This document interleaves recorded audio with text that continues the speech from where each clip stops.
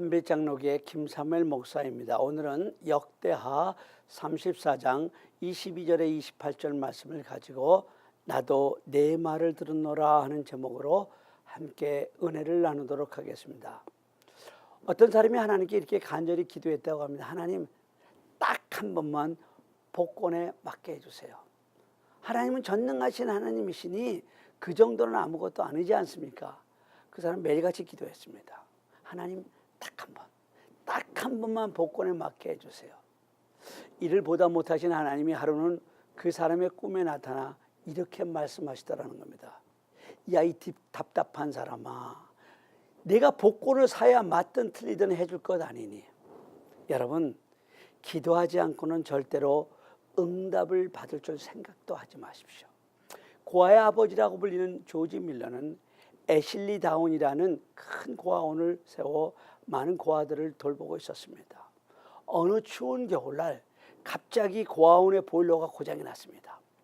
보일러를 고치려면 적어도 일주일은 걸려야 하기 때문에 고아원은 온통 비상이 걸렸습니다. 사람들은 조지 밀러에게 뛰어와 목사님 큰일 났습니다.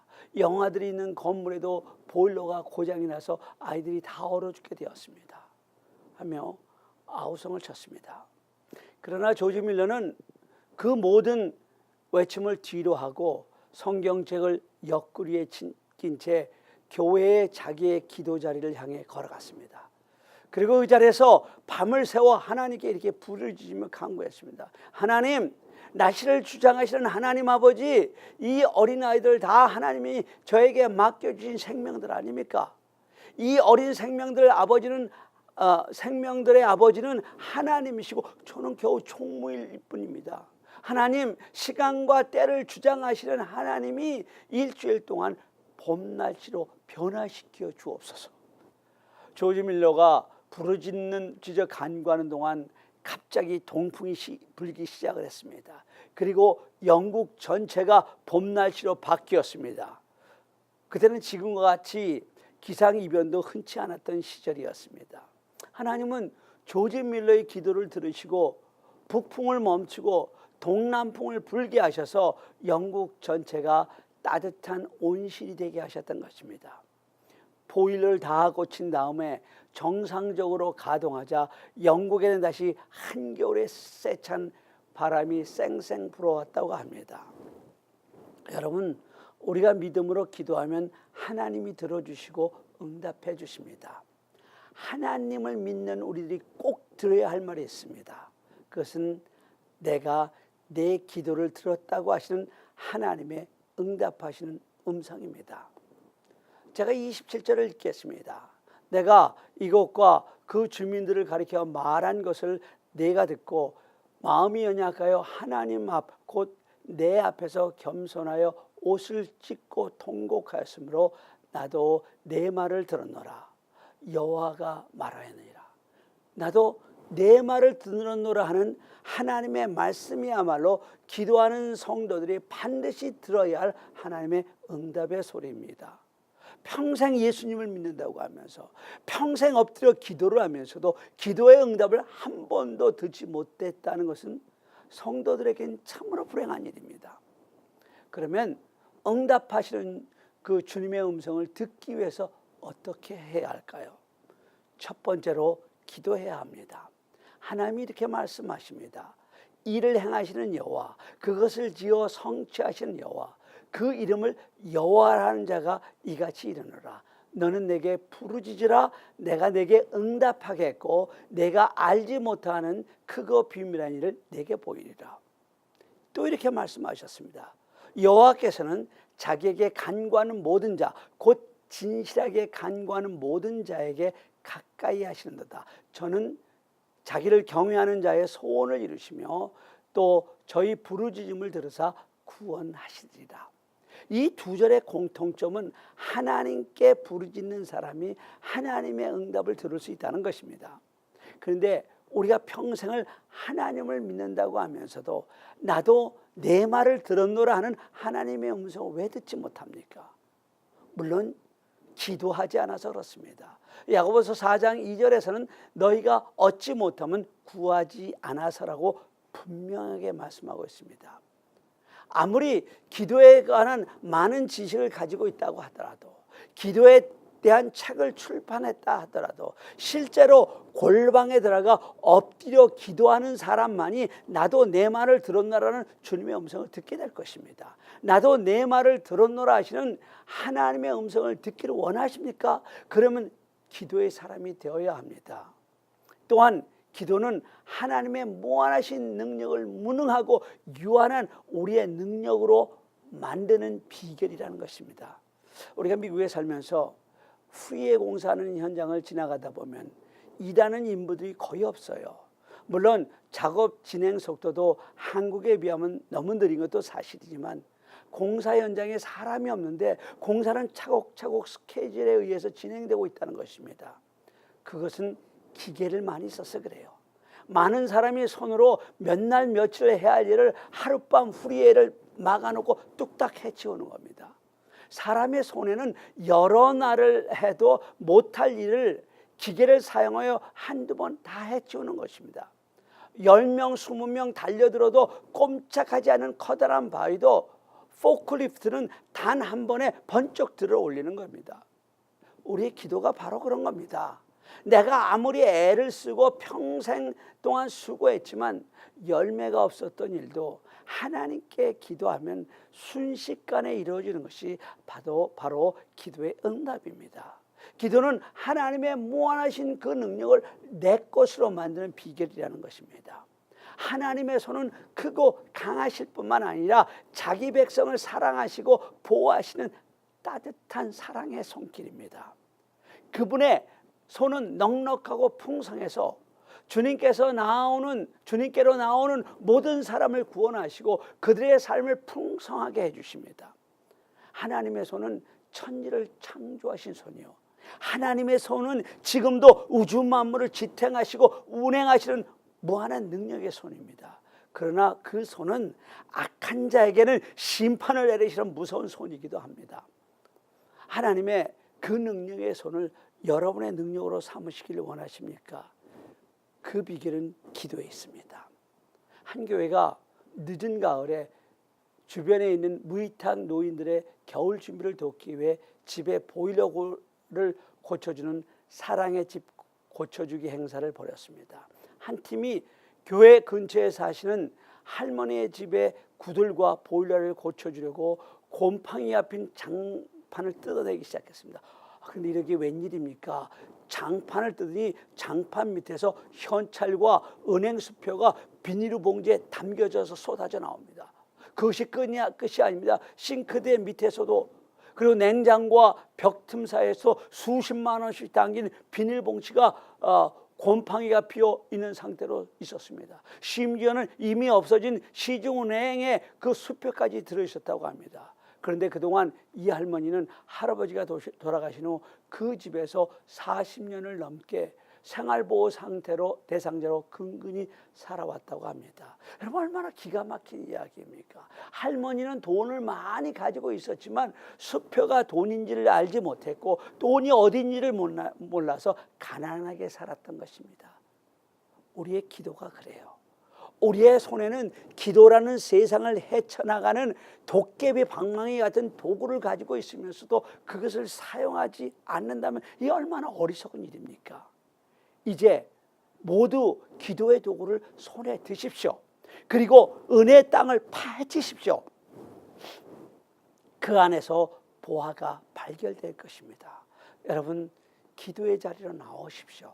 그래서 히브리서 4장 16절의 말씀처럼 우리가 긍휼을 하심을 받고 때를 따라 돕는 은혜를 얻기 위하여 은혜의 보좌의 앞에 담대히 나아가는 기회가 되어지고, 나도 내 말을 들었노라 하시는 그 하나님의 음성을 듣는 기회가 되어지기를 간절히 바랍니다.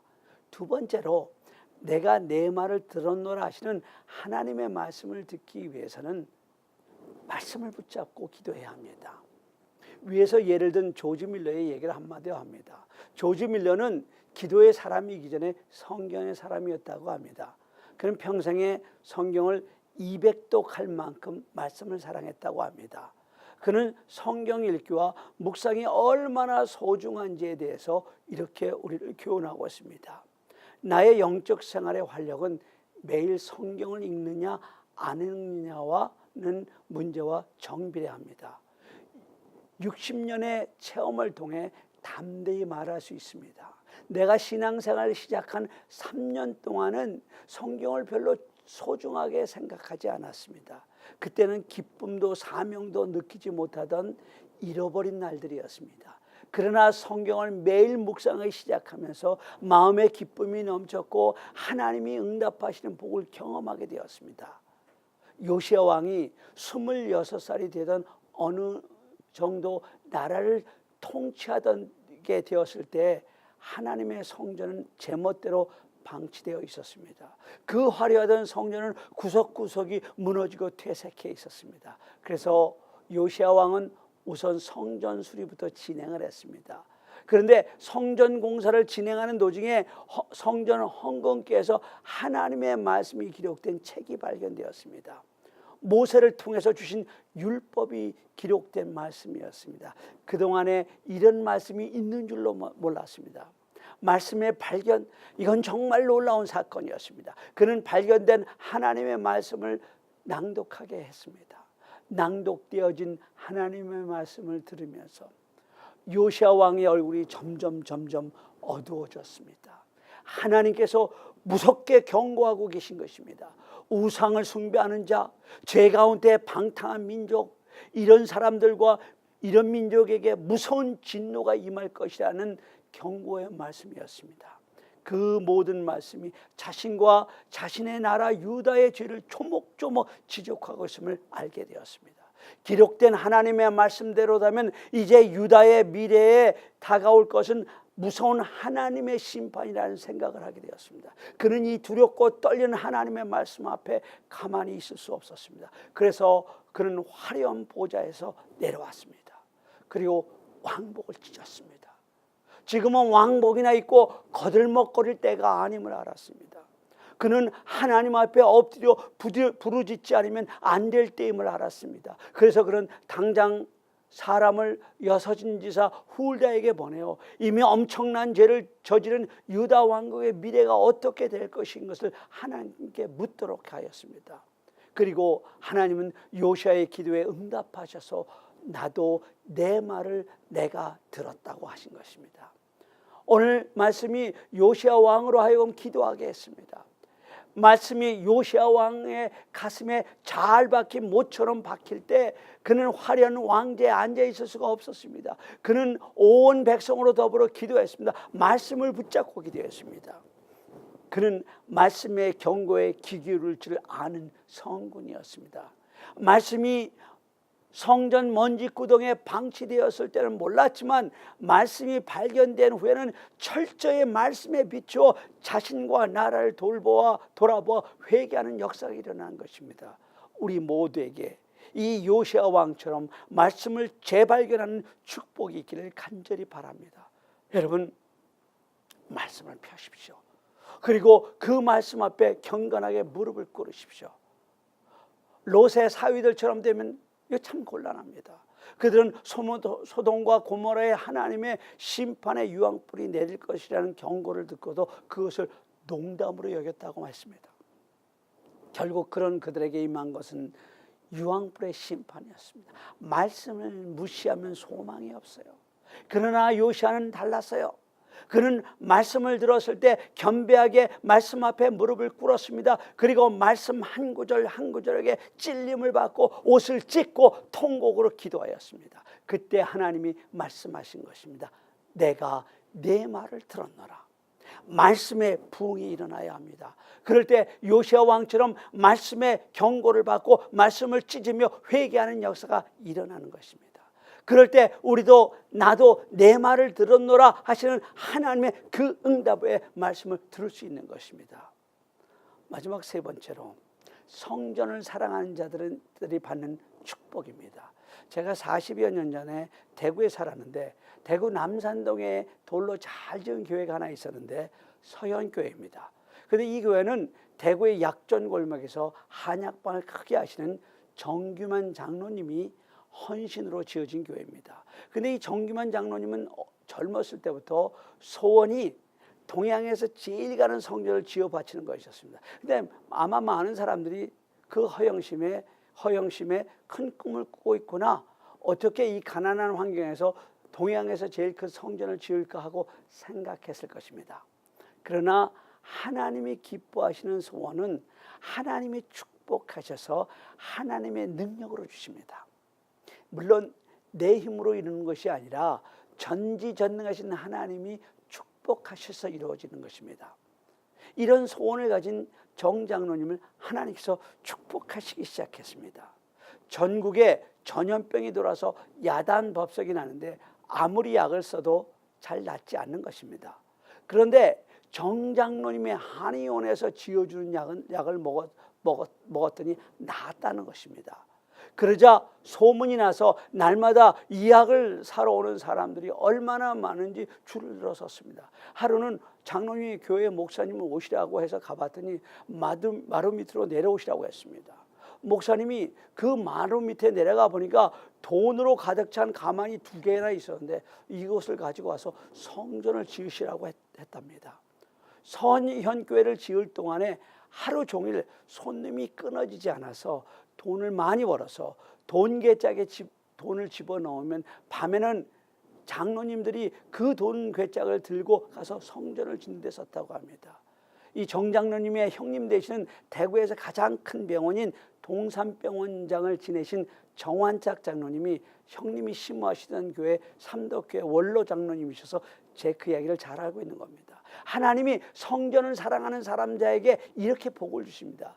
성경에 보면 다윗이 대표적인 인물입니다. 다윗이 하루는 호화로운 궁중에서 잠을 자고 일어나 지붕에 올라가 성막을 바라봤는데 그때 다윗의 마음에 송구스러운 마음이 불같이 일어나는 겁니다. 나는 백향목국에 거하는데 하나님의 법궤는 천막 가운데 계시구나 하는 마음이 들기 때문입니다.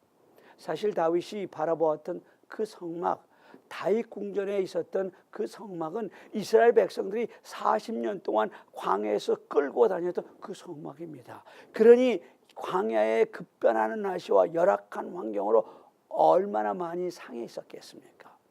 다윗이 자기의 화려한 궁전을 바라보고 다시 하나님의 성막을 바라보았습니다. 그러면서 그의 마음에 송구스러운 마음이 불같이 일어난 것이고 그 마음은 마침내 다윗의 비전이 된 것입니다. 다윗의 꿈이 된 것입니다. 내가 하나님의 성전을 지어드리겠다는 소원이 된 것입니다. 그래서 그런데 하나님은 No thank you. 너는 안 돼. 너는 장군이었지. 내 손에는 전쟁에서 흘린 피가 너무 많이 묻어 있어 하시며 다윗이 성전 짓는 것을 허락하지 않으셨습니다. 우리는 이것을 보면 성전 짓는 일이 얼마나 큰 축복인지 깨닫게 됩니다. 하나님은 이 성전 짓는 일만은 내 마음에 합한 사람이라고 하신 다윗에게까지 허락하지 않으신 커다란 축복입니다. 그러나 하나님은 다윗의 그 가슴에 불같이 일어났던 그 비전, 하나님 성전을 지어드리겠다는 그 꿈, 하나님을 사랑하는 그 사랑을 높이 평가하셨습니다. 그래서 이렇게 약속하셨던 것입니다. 네가 아니라 네 아들이 지을 것이라. 내가 너로 하여금 내 전에 있던 왕처럼 왕위를 빼앗지 않고 영원히 그 왕위를 보존할 것이다. 그리고 하나님은 다윗과 한 그 약속을 지키셨습니다. 그리고 만왕의 왕이요 만주의 주이신 우리 주 예수 그리스도를 다윗의 후손으로 이 땅에 보내셔서 다윗의 왕조를 영원히 보존해 주셨습니다. 또한 다윗의 아들 솔로몬은 성전을 지어 바치고 나서 감당하지 못할 정도의 넘치는 축복을 받게 됩니다. 열왕기하에 보면 솔로몬이 하루에 가는 밀가루 30석, 굵은 밀가루 60석, 살찐 소가 10마리, 초장의 소가 20마리, 양이 100마리 그 외에도 사슴 등을 소비했다고 합니다. 물론 이건 솔로몬 혼자 먹는 건 아니겠죠. 솔로몬과 그의 식구들이 하루에 먹는 음식이 어마어마했다는 것을 보여주는 말씀입니다. 뿐만 아니라 솔로몬은 다른 축복도 많이 받았습니다. 열왕기상 10장 23절을 보면 솔로몬 왕의 재산과 지혜가 세상의 그 어느 왕보다 큰지라고 기록되어 있습니다. 또 열왕기상 10장 27절을 보면은 왕이 예루살렘에서 은을 돌같이 흔하게 하고 백향목을 평지에 뽕나무같이 많게 하였다라고 기록하고 있습니다. 이것이 성전을 사랑하는 사람, 성전을 향한 꿈과 비전과 사랑 있는 사람에게 주는 하나님의 축복입니다. 요시야 왕은 남왕국 유다 말기의 왕입니다. 이미 북왕국 이스라엘은 이미 100년 전에 아수르에 의해 망해버렸고, 남왕국 유다도 이미 회복이 불가능할 정도로 몰락하고 있었습니다.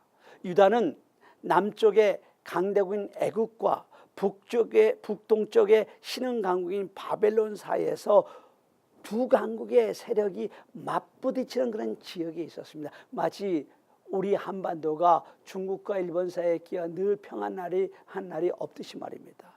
애굽이든 바벨론이든 먼저 유다를 차지하는 쪽이 전술적으로 유리하게 되어 있었습니다. 그래서 이 두 강대국은 유다를 호시탐탐 노리고 있었습니다. 그야말로 아무것도 모르는 8살에 왕위에 올랐던 요시야 왕이 26살이 되었을 때, 이제 이런 국제 정세를 어느 정도 판단할 수 있게 되었을 때 그의 가슴은 바짝바짝 타들어갔습니다.